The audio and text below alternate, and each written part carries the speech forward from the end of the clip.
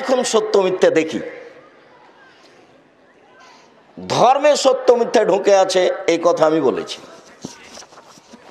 মোহাম্মদ সাল্লাল্লাহু আলাইহি ওয়াসাল্লাম যে রাস্তা দিয়ে হাঁটতেন, বুড়ি সে রাস্তায় কাঁটা পুঁতে রাখতেন। মোহাম্মদের পায়ে কাঁটা ফুটলে বুড়ি খুশি হতেন।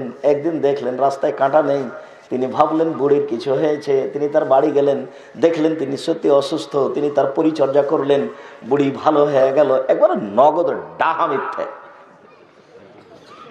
কিয়ামত পর্যন্ত প্রমাণ হবে না। মোহাম্মদ সাল্লাল্লাহু আলাইহি ওয়াসাল্লাম ঈদের মাঠে গেলেন, দেখলেন একটি ছেলে কাঁদছে। তিনি বললেন, তুমি কেন কাঁদো? ছেলেটি বলল, আমি এতিম।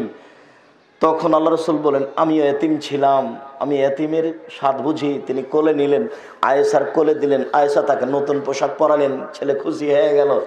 আয়েশা রাদিয়াল্লাহু আনহার বাড়িতে ফকিরে ভিক্ষা পায় না, নতুন পোশাক আসলো কোথা থেকে? একাধিক সহিহ হাদিস, ভিক্ষুক কোনো ভিক্ষা পায়নি। একাধিক সহিহ হাদিস, একটা মানুষকে খেতে দিবেন এরকম কোনো ব্যবস্থা বাড়িতে নেই।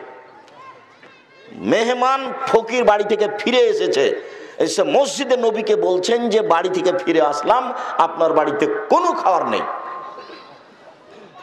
বিবরণে আয়েশা রাদিয়াল্লাহু আনহা বলেন, হাদিস সব বুখারী মুসলিম। বুখারী মুসলিম মানে আম গাছে জাম ধরতে পারে, ধরে না। আমি কোনোদিন বলিনি এই কথা আমার, আমি বলেছি বুখারী মুসলিম মানে হলো এই, আম গাছে জাম ধরতে পারে, ধরে না। অমাবস্যার রাতে চাঁদ উঠতে পারে, উঠে না। শোয়ের ছিদ্র দিয়ে লাঙ্গলের ফল ঢুকতে পারে, ঢুকে না।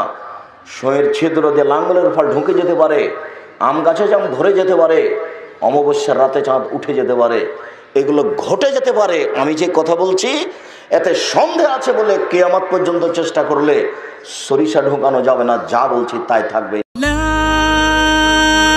ইলাহা ইল্লাল্লাহ, লা ইলাহা ইল্লাল্লাহ, লা ইলাহা ইল্লাল্লাহ।